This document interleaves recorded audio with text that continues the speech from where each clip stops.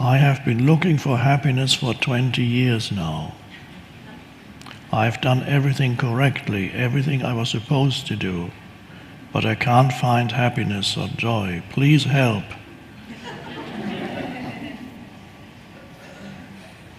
I'm glad you asked the question.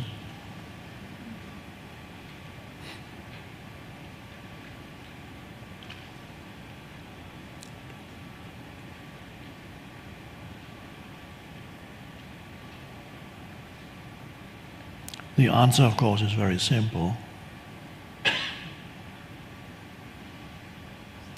You have to give up your search for happiness. Because it hasn't worked in 20 years, so it's not going to work in the next 20 years.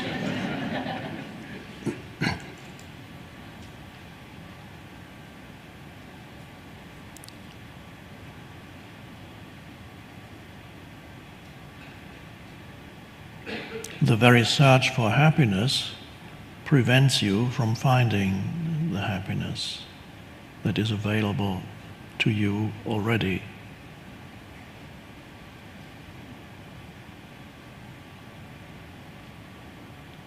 Because the search for happiness implies that you are not fully inhabiting with your conscious attention this moment, and you cannot fully accept it because it is judged as in some way lacking. The present moment is judged as something lacking here, always.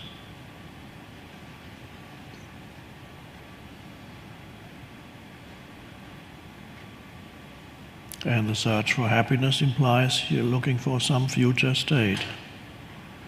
You imagine yourself at some point in the future when you're going to be happy.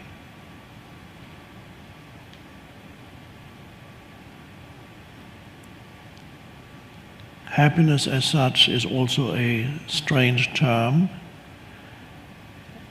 I don't use it usually to really point to the state of connectedness with your essential identity in the present moment. That perhaps a more suitable word for that would be joy, a joyous sense of aliveness, a quiet but intense sense of aliveness and joy and peace. Some people may call that happiness. Ramana Maharshi, the Indian spiritual teacher, a great teacher who lived in the 40s, 50s, he used the word happiness to talk about this. But when he uses the word happiness, he does not mean the happiness, the conventional way in which this word is used. So he says, happiness is your true nature. So you just have to find your true nature, and then you find happiness. And what he means is, find the essence of who you are,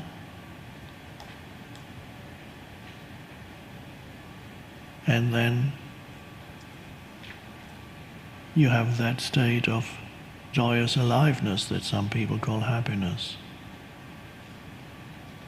At least peace, an inner peace, not a dead peace, not the peace of unconsciousness or drunkenness. Are you peaceful? Yeah. Not that one. The peace where you have risen above thought, not fallen below thought.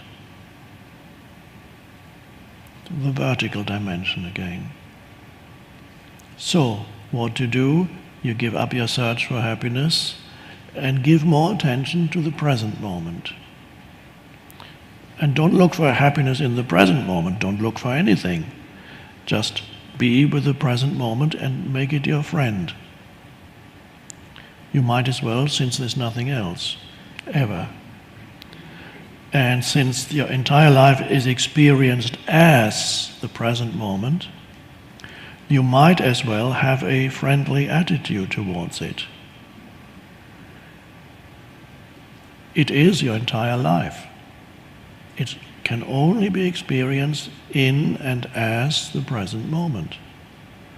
Even memories. You remember something that once was the present moment, and you remember it in the present moment. If it hadn't happened in the present moment when it happened, it couldn't have happened. And you couldn't remember it if it weren't the present moment now. Don't try to work that out mentally.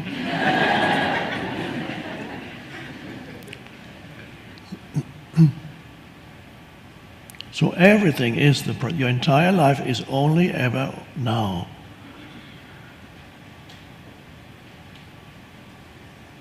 And so by appreciating the now, becoming friendly with the now, aligning yourself with the now, your life unfolds differently.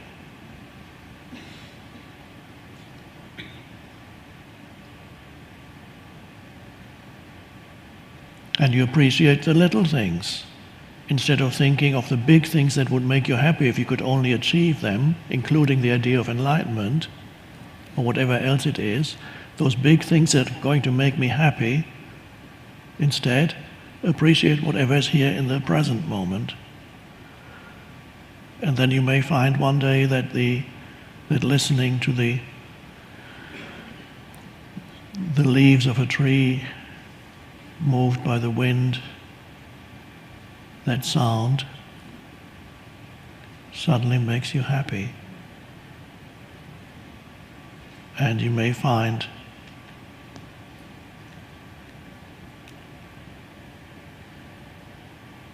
looking at the sky suddenly makes you happy. To become aware that you're breathing and to feel the aliveness within the body makes you happy.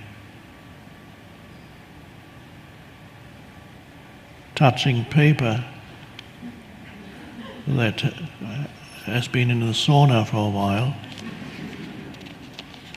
and the soft touch of it, everything suddenly is fine and good.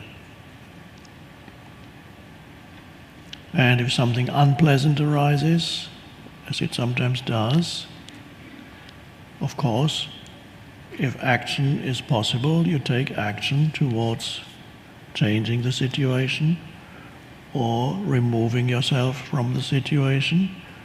If that either is not possible or not possible yet, then you simply practice acceptance of what is, instead of generating unhappiness about what is. And even if action is possible, the basis is, well, this is what is. Now what can I do about it? Well, this is what is. There's still an acceptance of what is. And then that acceptance of what is, that before would have been judged as highly undesirable, instead of making you unhappy, produces more depth in you. Because more acceptance means more depth, a greater depth in you, a vertical dimension. So you appreciate the good things, even all the little good things. They're continuously arising around you. So you practice that, gratitude for all that, appreciation of all the little things. And then happiness arises. And when something not good happens, or the mind says it's not good, or it is actually unpleasant, really unpleasant, acceptance. And that can take you even deeper than the little good things. One big bad thing can take you quickly deeper than many good things. By accepting. Accepting means the egoic structures that create continuous resistance subside, and this gap opens up. And you as a person, the ego lives in and through resistance in one form or another. You as a person suddenly give way, dissolve, become transparent, and then something deeper arises, is there. And that is what Jesus called the peace that passes all understanding, because you cannot figure out the relationship in your mind between this so-called bad event and the peace you feel. The reason, of course, being, now I'm explaining it to you so you can actually understand it. The peace that passes all understanding is this relationship. And normally a good thing produces inner peace or happiness, and here a bad thing produces an even greater, much greater inner peace and happiness.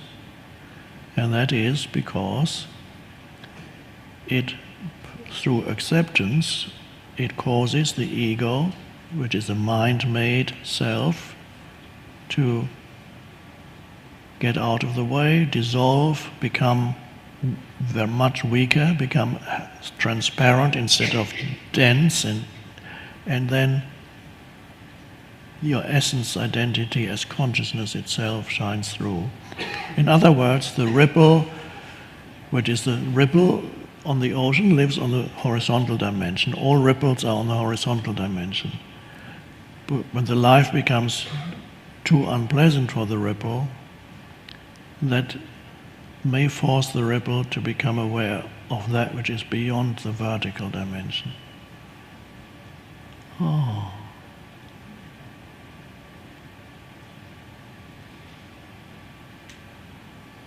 So more present moment awareness instead of looking for happiness, appreciating the many beautiful things, and then also gradually becoming aware of your presence, which ultimately is what the now is. It is the presence of consciousness, the space in which everything happens, and you are that.